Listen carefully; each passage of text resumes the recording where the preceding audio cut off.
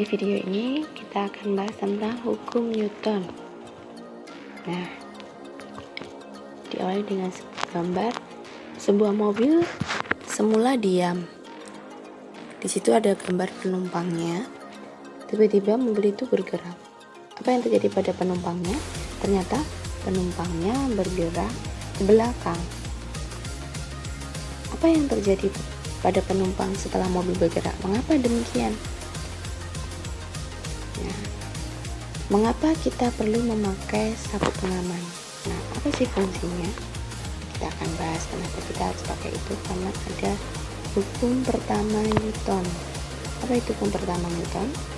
Hukum pertama Newton adalah jika resultan gaya yang bekerja pada suatu benda sama dengan 0, maka benda yang mula-mula diam akan tetap diam, dan benda yang mula-mula bergerak lurus beraturan akan tetap bergerak lurus beraturan.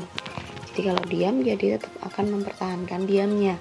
Jika dia sudah bergerak, maka dia akan bergerak lurus beraturan, maka dia akan terus bergerak lurus beraturan dengan kecepatan tetap. Nah, sigma F sama dengan 0. F itu adalah gaya. Itu adalah hukum pertama Newton. Hukum pertama Newton ini juga disebut dengan hukum kelembaman. Hukum kelembaman, jadi jika suatu benda diam maka dia tetap diam. Maka saat penumpang di dalam bus itu sedang diam, busnya dengan diam, maka saat busnya bergerak ke depan, orang akan mempertahankan diamnya.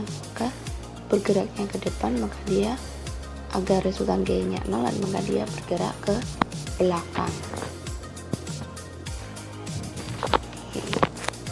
Benda yang bergerak dengan gerak lurus beraturan, kecepatannya tetap. Kalau kecepatannya tetap, kecepatannya 0, resultan gayanya akan 0. Selanjutnya, coba perhatikan gambar mobil mana yang akan bergerak paling cepat dan mengapa demikian. Ada mobil yang masanya 700 kilo dengan mobil yang bermasa 2.600 kilo, didorong oleh seorang laki-laki dengan gaya F. Jadi gayanya sama-sama didorong dengan gaya yang sama, tetapi masanya berbeda. Yang satu lebih ringan, yang satu lebih berat.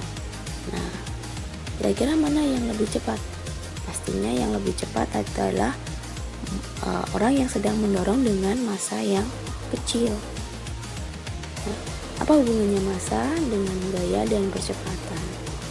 Itu ada hubungannya di dalam hukum 2 Newton, di mana hukum 2 Newton adalah percepatan yang ditimbulkan oleh gaya yang bekerja pada benda berbanding lurus dengan besarnya gayanya dan berbanding terbalik dengan massanya. Jadi jika gayanya besar, maka percepatannya besar. Jika gaya yang diberikan itu kecil, maka percepatannya juga kecil. Berbeda dengan massa benda. Jika massanya besar, maka percepatannya kecil.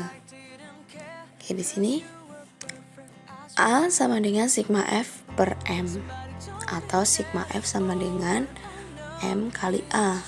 A adalah percepatan meter per detik kuadrat, M adalah massa kilogram, dan F adalah gaya Newton. Kita lihat dengan contoh soal. Benda bermassa 1 kg bergerak dengan percepatan konstan, percepatannya tetap. Berapa besar resultan gaya yang menggerakkan benda tersebut? Dari soal diketahui M massanya 1 kg, A 5 meter per second kuadrat. Yang ditanyakan adalah F. Maka F sama dengan M kali A. M-nya 1 kilo, A-nya 5. Maka F-nya adalah 5 Newton. Contoh soal yang berikutnya. Sebuah mobil bergerak dengan kecepatan 72 km per jam. Mobil tersebut menabrak pembatas jalan dan berhenti dalam waktu 0,2 detik. Itulah gaya yang bekerja pada mobil tersebut selama tabrakan. Ya, di sini soalnya tidak terlihat satu ya di bagian atas bahwa massa mobilnya adalah 1000 kg. Waktunya dalam waktu 0,2 detik. 0,2 detik. Kecepatan awalnya dia bergerak dengan 72 km per jam, itu sama dengan 20 meter per detik. Bagaimana caranya? 72 km per jam dijadikan meter per detik adalah dikali 1000 dibagi 3600, maka jawabannya 20 meter per detik. Kecepatan akhirnya adalah 0 karena mobil tersebut akhirnya berhenti. Yang ditanya adalah F. Ya, kita cari. Yang pertama adalah cari A-nya dulu, percepatannya dulu. Ada dua cara dengan rumus VT sama dengan V0 ditambah A kali T. Yang dimasukkan angkanya, VT-nya 0, V0-nya 20 ditambah dalam kurung A kali 0,2. Maka kita pindah ruas, 20 dipindah ruas menjadi min 20, kemudian A dikali 0,2 sama dengan 0,2A, maka A nya adalah min 100 meter per detik kuadrat. Atau A sama dengan cara yang kedua, A sama dengan VT min V0 dibagi T. VT nya 0, V0 nya 20 dibagi 0,2, maka 20 dibagi 0,2 adalah min 100. A menjadi minus, maka A itu berarti mengalami perlambatan ya, karena akhirnya bendanya berhenti maka diperlambat. Jadi, karena kecepatan mobil berkurang hingga akhirnya menjadi 0 atau diam. Maka F sama dengan M kali A, 1000 dikali 100, jadi 100.000 Newton. Jadi gaya yang bekerja pada mobil tersebut selama tabrakan adalah 100.000 Newton. Oke, selanjutnya balik gambar. Seorang sedang mendorong sebuah tembok. Ya, susah. Apa yang terjadi? Tembok didorong seorang anak. Jadi anak memberikan gaya kepada tembok, maka akan ada gaya reaksinya. Ya, mana di sini hukum ketiga Newton adalah jika benda pertama memberikan gaya pada benda dua, maka pada saat yang sama benda dua memberikan gaya pada benda pertama. Besar kedua gaya sama, tapi arah kedua gaya berlawanan. Jadi ada aksi dan reaksi. F aksi sama dengan min F reaksi. Tanda minus di sini menunjukkan bahwa arah kedua gaya berlawanan. Salah satu gayanya disebut dengan aksi dan gaya pada benda keduanya disebut dengan reaksi.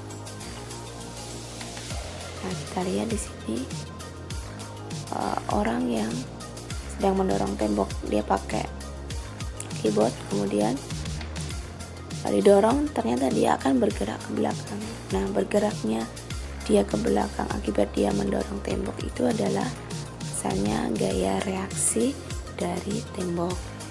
Contoh juga dengan adanya roket ya, roket bekerja itu ada hukum ketiga Newton, ada F aksi dan F reaksi.